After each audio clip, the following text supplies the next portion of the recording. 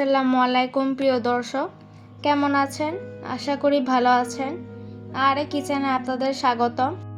আবারও চলে আসলাম ভীষণ মজার একটি রেসিপি নিয়ে। আজ আমি তৈরি করে দেখাবো ঘরোয়া মশলায় কালাভুনা রেসিপি।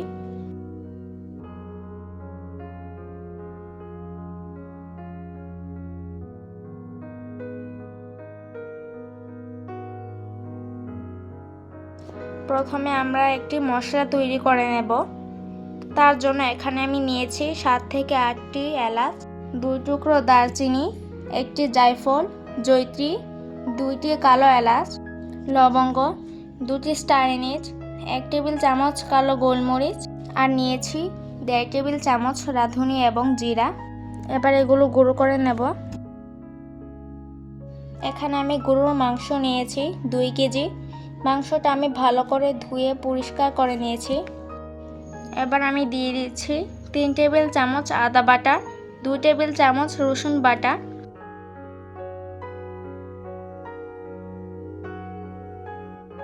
এবার আমি দিয়ে দিচ্ছি গুঁড়ো করে রাখা মশলা, দিয়ে দিচ্ছি 1 টেবিল চামচ মরিচ গুঁড়া। জালটা আমি এখানে কমই দিচ্ছি, আপনারা চাইলে বাড়িয়ে দিতে পারেন। দিয়ে দিচ্ছি 1 টেবিল চামচ হলুদ গুঁড়া, দিয়ে দিচ্ছি 1 টেবিল চামচ ধনিয়া গুঁড়া, 1 টেবিল চামচ জিরা গুঁড়া, দিয়ে দিচ্ছি 1 কাপের মতো পেঁয়াজ কুচি, দিয়ে দিচ্ছি স্বাদ মতো লবণ, দিয়ে দিচ্ছি 1 কাপের মতো পেঁয়াজ বেরেস্তা।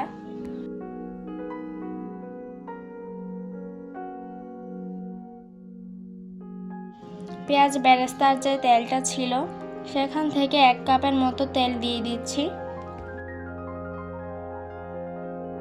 এবার এগুলো আমি ভালো করে ম্যারিনেট করে নেব।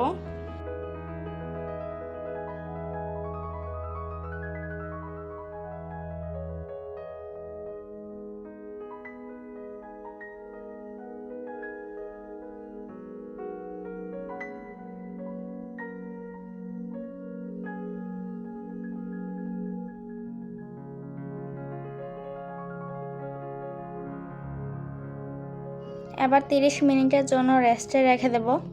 আপনাদের হাতে যদি বেশি সময় থাকে তাহলে 2 ঘন্টার জন্য রেস্টে রেখে দিতে পারেন। আমার কাছে বেশি সময় ছিল না।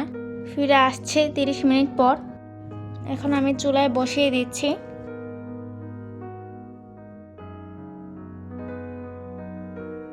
দেখুন মাংসটা থেকে পানি ছেড়ে দিয়েছে। এই পর্যায়ে দিয়ে দিচ্ছি তেজপাতা,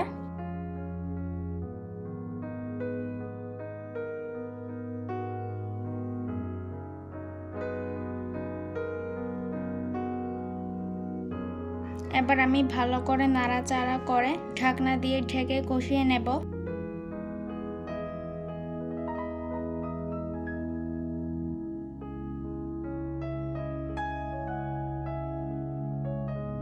মাঝে মাঝে ঢাকনা উঠিয়ে নাড়াচাড়া করে দেব যাতে তলানিতে লেগে না যায়।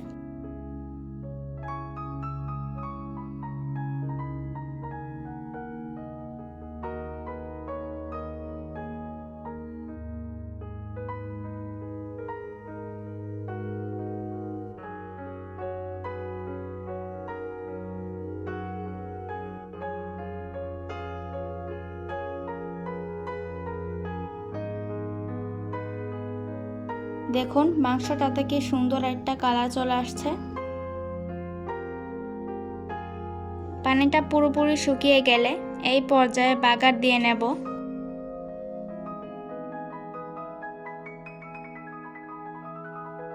তার জন্য একটি প্যানে দিয়ে দিচ্ছি 1/2 কাপের মতো তেল, দিয়ে দিচ্ছি 4 থেকে 5টি শুকনো মরিচ, আর দিয়ে দিচ্ছি 1 কাপের মতো পেঁয়াজ কুচি।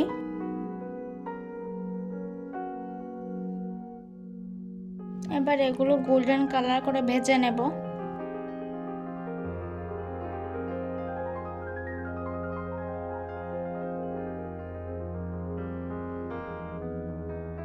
গোল্ডেন কালার হয়ে আসলে ঢেলে দিয়ে দিচ্ছি। এবার কালাভুনার সঙ্গে ভালো করে মিশিয়ে নেব।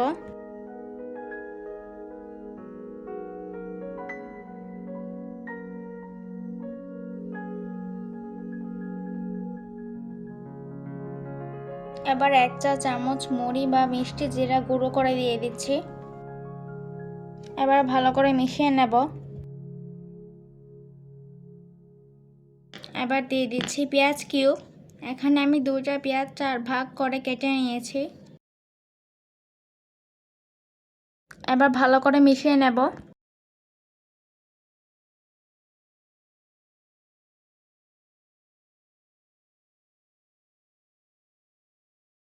পাঁচ মিনিটের মতো ঢাকনা দিয়ে ঢেকে নামিয়ে নেব। ভিডিওটি যদি ভালো লাগে প্লিজ লাইক এবং সাবস্ক্রাইব করে দিবেন। আসসালামু আলাইকুম।